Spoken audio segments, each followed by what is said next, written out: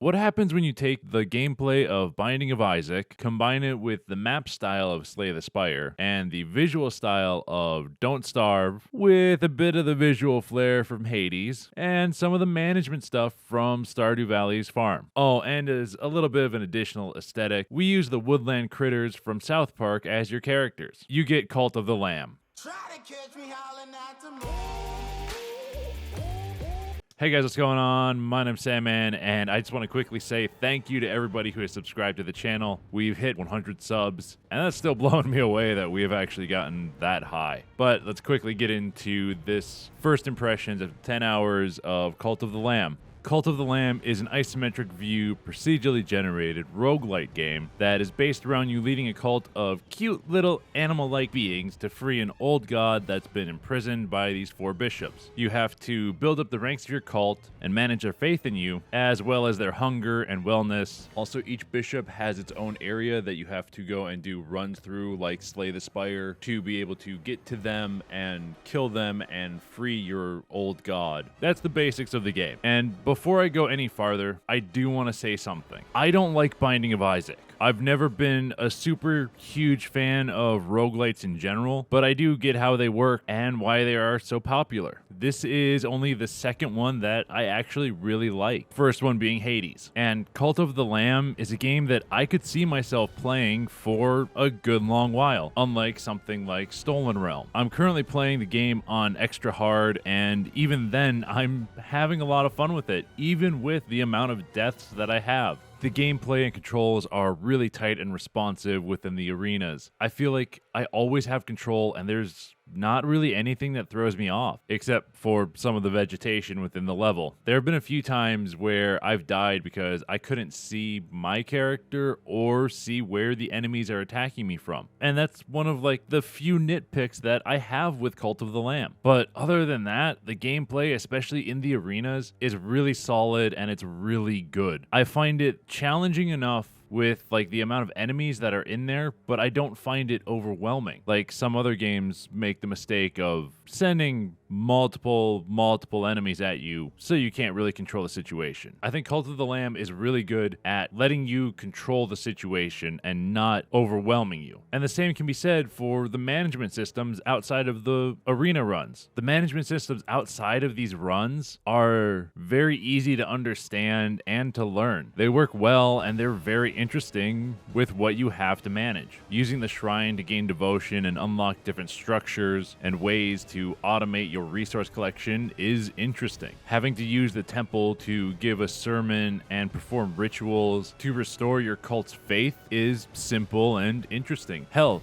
it's really funny to me that you even have to automate gathering shit so your people don't get sick. Everything in the management aspect is very simple and very well done. The only problem I have with it is that the days feel like they go by far too quick. With how many things you can do during the day or have to do during the day, it feels like it goes by just way too quick. For just a quick list of all the things I can think of that you have to do right now or that you can do before like any of the automation stuff kicks in, you have building multiple structures, collecting stuff from the farm, giving everyone a blessing, giving out a lot of gifts, punishing a dissident, cleaning up shit, depositing stuff in silos, grabbing all the devotion, doing a ritual, holding a sermon, and then heading out for a run. And as you get farther in and get more and more followers, it becomes harder and harder to get everything done in a day. You know, just like real life. Sorry about that. I didn't mean to go that real. Kind of hitting close to home with a lot of people, I bet. Speaking of real, at least this game's art style isn't realistic, because that could have got real messy.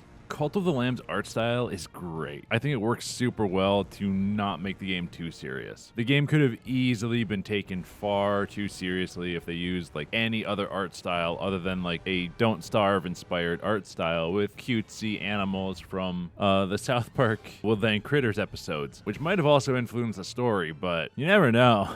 unless they said it. I don't know. I don't do research for these videos. I just go by gut. I think the art style does hinder the game in a few places though. Like I mentioned before, it mainly happens like during the fights when there's a bunch of stuff in the arena that's taller than the character and taller than the enemies, or there's like a bunch of particle effects going off when you're slashing and attacking and all the little particles that happen during combat. I've lost my character a few times. I've taken a couple of hits during it. I've also died because of it a few times, or maybe just my incompetence, one of the two. But maybe shifting the camera up a little bit would have helped with it. But then again, they would have had to rework the art style a little bit for that new kind of perspective. But I think it would have helped. The game and art style is still great. It's just a tiny nitpick that I have with the game. Like I said, the two things that I mentioned as bad things are just tiny nitpicks. Running out of time during the day and losing yourself in the foliage are just small things that could have been improved on just a tiny bit. I don't plan on making a follow-up video to this 10-hour impressions like I have with every other game, because I haven't found anything that are super big, like glaring issues with the game. I think its story is really good. I think its mechanics and its gameplay and its combat and all of that is really good. The management stuff is really interesting, and it's all around, it is a great game. I'm only 10 hours in, and I've just beaten the second heretic boss, Heket, the frog guy. But like I said, I haven't noticed anything that's horrible or game-breaking yet. If I do, then there will be another video on this. But currently, I have no plans for it. I know I said that today was supposed to be a video on Industria, but I got addicted to Cult of the Lamb, and I didn't make that video, so I made this video instead. But yeah, like I said, I'm currently loving this game, and I'm actually looking forward to continuing on and finishing it. Unlike Stolen Realm, which people have said my video on that is misleading, which we are going to talk about that at some point here soon. But yeah, with all of that being said, I hope everyone has a royal day. I will talk to you on Friday with a new series that I'm planning on starting. It's just like a quiet video to end the week. Just a quiet little Let's Play series to end the week, because I